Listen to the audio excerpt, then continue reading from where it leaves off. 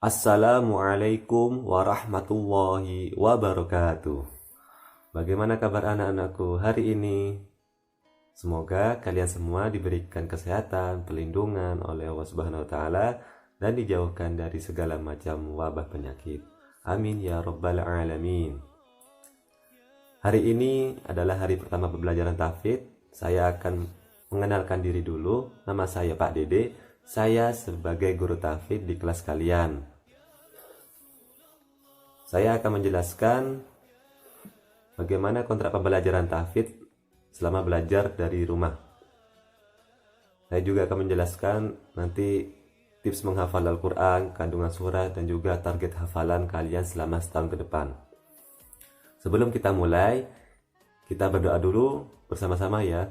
A'udzu billahi minasyaitonir rajim. Bismillahirrahmanirrahim.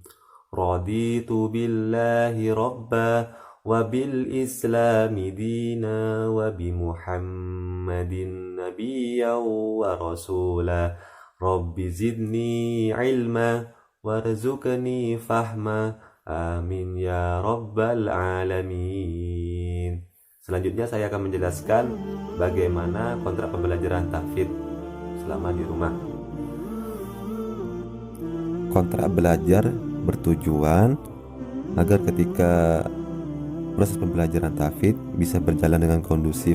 Kontrak pembelajaran yang pertama, ketika akan menghafal, siswa sudah dalam keadaan mempunyai wudhu. Yang kedua, awali pembelajaran dengan berdoa.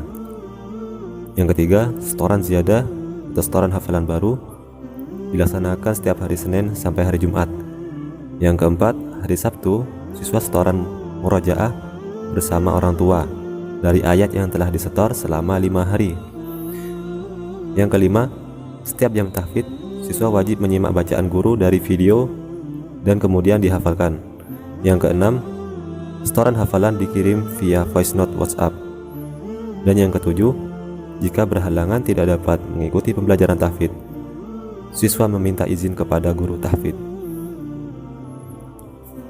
Setelah saya menjelaskan kontrak pembelajaran, saya akan melanjutkan pemberitahuan target hafalan selama setahun. Target hafalan selama setahun ada 4 surat. Yang pertama, surat Nuh. Yang kedua, surat Al-Jin. Yang ketiga, surat Al-Muzammil. Dan yang keempat, surat Al-Mudaththir. Selanjutnya saya akan menjelaskan syarat-syarat menghafal Al-Quran.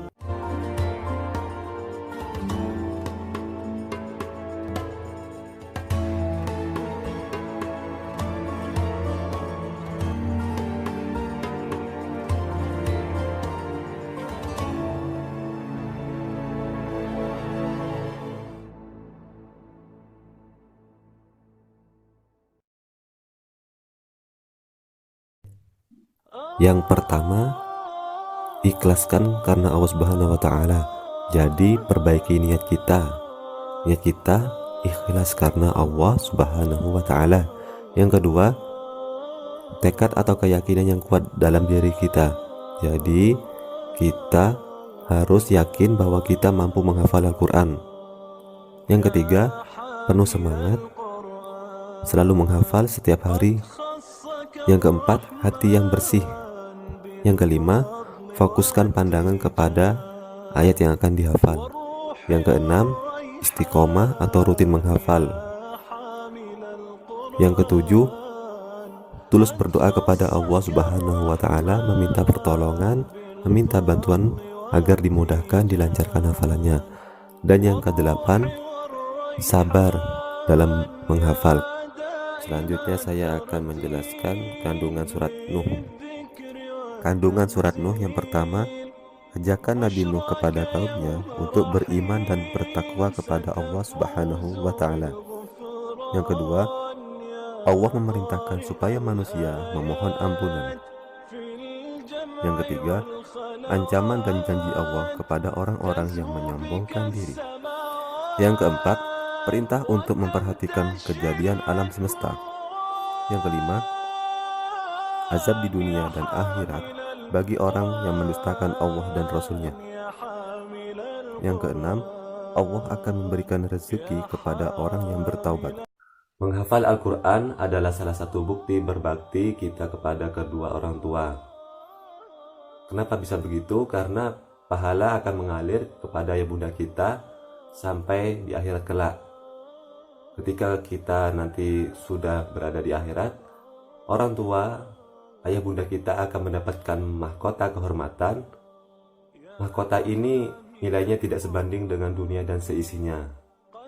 Dan nantinya hafalan Al-Quran ini akan dipertanggungjawabkan di hadapan Allah Subhanahu wa Ta'ala. Oleh karena itu, ketika kalian setoran hafalan Al-Quran, Bapak berharap kalian semua bisa setoran dengan jujur. Karena setoran dengan jujur ini akan mendapat keberkahan dan juga dicatat sebagai amal baik. Nah, seandainya kalian hafalan Al-Quran, kemudian kalian menyetorkan hafalan dengan tidak jujur kepada gurunya, maka bukan catatan amal baik yang kalian dapatkan, catatan amal buruk, dan juga akan mendapat dosa. Dan nantinya ketika berada di akhirat, kalian semua akan dipertanggungjawabkan hafalan kalian. Oleh karena itu, Bapak berharap juga kalian meski dalam menghafal Al-Quran, selain jujur juga kalian harus selalu berusaha dan juga berdoa kepada Allah, meminta kemudahan dalam menghafalkan Al-Quran. Semoga kalian tetap semangat bersama Al-Quran, kalian bisa belajar dengan maksimal meski dalam kondisi pandemik. Semangat kalian jangan sampai menurun, tetap semangat seperti semangat ketika berada di sekolah, ya.